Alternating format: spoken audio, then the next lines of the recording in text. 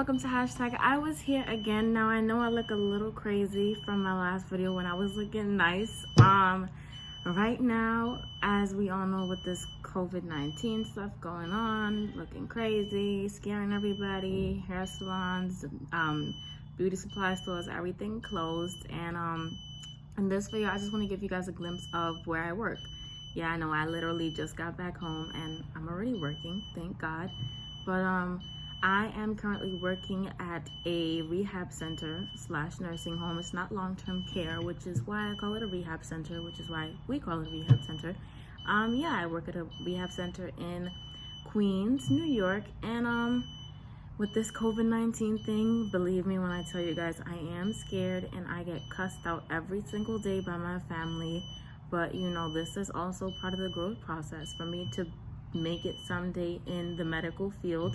God knows where I'm going, but I have to start somewhere. So I am starting as a certified nursing assistant now. Get your ahas out. Aha, because I know my family's laughing at me like, oh, you're wiping ASS.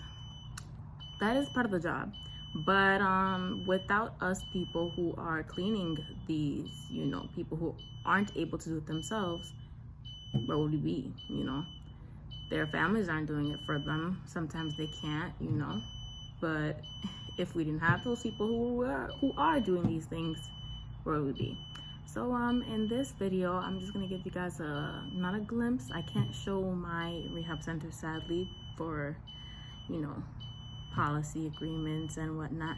But I will tell you about my day-to-day and you know how this works in my growth process, so stay tuned. Side note, I know you guys hear that annoying beeping sound, and that is only because you know I work in a rehab / hospital, so we deal with patients every single day. And yeah, so I guess there are some of them ringing, but I'm on break, so whomever else is on the floor is taking care of that. But back to what I was saying. So on my day-to-day as working as a CNA, what I first do, sometimes I work from 7 to 3. Right now I'm doing a 3 to 11, but that's different. What I first do is just check out my rooms. I check what assignment I have, and what I mean by assignment is we're assigned certain specific rooms for whatever floors. So I check my assignment, and then I go to see all of my patients one by one. Ask them how they're doing, crack a little joke, make a little conversation, ask them if they were fed, if they were changed, if they were, you know, well taken care of. And if they feel like they weren't, I definitely try my hardest to just help them feel comfortable, help them get to, you know, a better space. And after checking in with them, this is from like 8 to 9, I'll give out breakfast, sometimes feed them. During that time period, a lot of them can feed themselves, so that's not something that we really have to do. After that, I collect the food trays, put it away. What else? After 9, 10, 11-ish, well, yeah, 9, 10, 11-ish, during that time frame, from 9 to 11, that's a better way to term it. What do I do during that time? I change them and sometimes take something called vital signs. I know different places do it differently, but here what they call as quote-unquote vital signs is taking the patient's temperature, trying to figure out their respiration. I'm not gonna lie to you guys, I'm not 1000% sure what that is supposed to mean. Don't quote me. And we also take pulse. Basically with pulse, you just put 2 fingers on, I think it's the left side. Sorry guys, I had a brain fart. Left side of the wrist, count the beats, press a little hard, and that's pretty much it. This is not a clear way to explain it. I'm just giving like an easy way, so don't quote me on everything that I said about pulse and all of that. This is just giving you guys a daily of what I do. And then from 11 to 12-ish, I take, you know, my little break.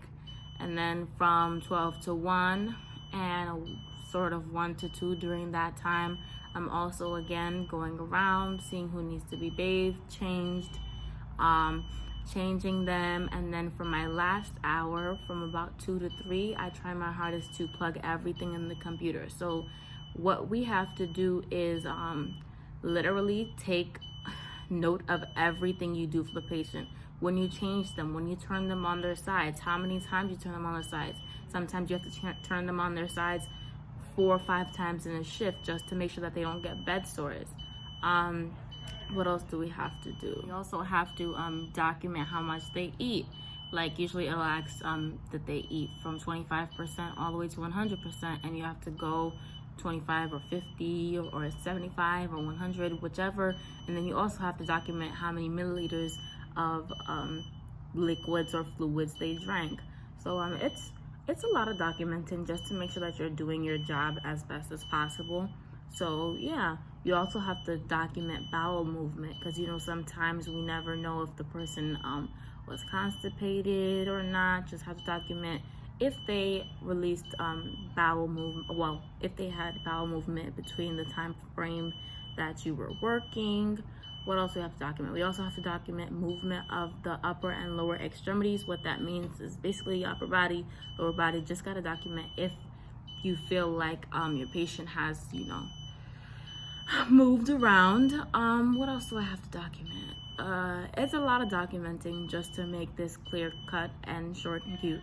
So yeah, you just got to make sure that you document everything. After making sure I document everything, I do quote unquote rounds, and basically I just go to my patients' rooms, see how they're doing one last time, let them know that I'm leaving, and after that I'm kind of gone.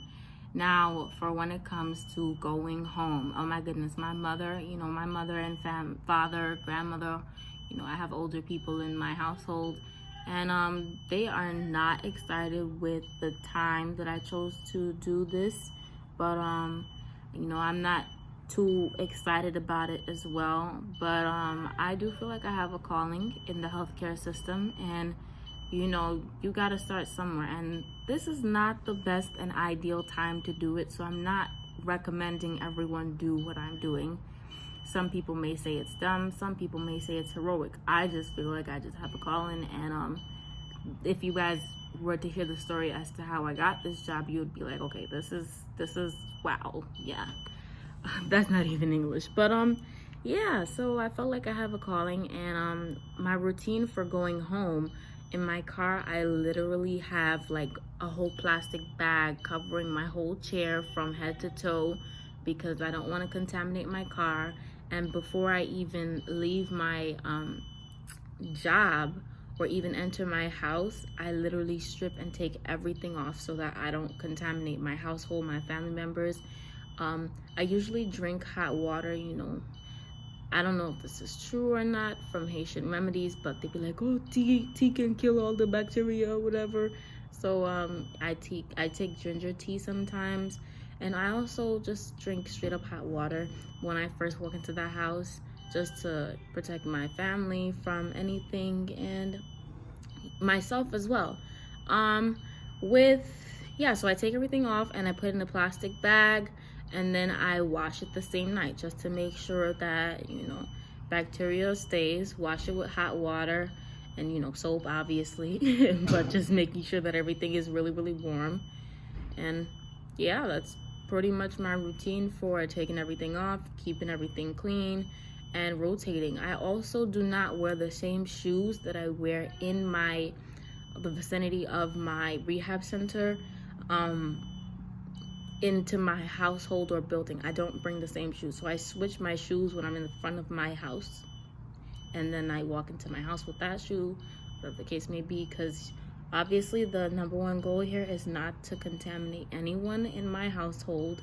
I don't want any of them to, you know, get anything from me, God forbid. So that's the number one goal. And lastly, my last question would be, how do I feel like this relates to my growth process? Now, I'm the kind of person where I believe that we all, as I said earlier, have to start somewhere. And I know that in the future, in the name of Jesus, I want to become a doctor. And to be a doctor, you got to be sympathetic towards people who are where I am currently. You got to be sympathetic towards CNAs, LPNs, RNs, whatever related medical care staff there is. You have to be sympathetic and understanding of their position and what they do and how, you know, they do a lot of what they do. So I feel like with me beginning here, beginning where I am, it's a good starter place for me. It is not the best idea for this time, as I said multiple times, but it is a great starter place for me because, you know, I can understand how to be sympathetic and how to be welcoming and how to be understanding of the amount of work and their workload, so that when I become a doctor, I won't walk in all high and mighty and, yeah, I run this and I got my education and I'm better than y'all. No, because I'd understand where these people came from, you know, how much work they do, and I'd have so much more respect for them. So that's why I feel like this plays an important role in my growth process, one of my growth processes, because, you know, I'm all about growth here. But yeah, this just plays a major role in my growth process. I'm sorry, guys. I'm so irritated by this. Like, I think, never mind. The sound is just irritating me. But anywho, yeah, it plays a major role in my growth process, and that's what we're all working towards. So thank you for watching this video of #IWasHere, and I hope to post another video in the next week or two. Pray for me, and yeah, stay tuned.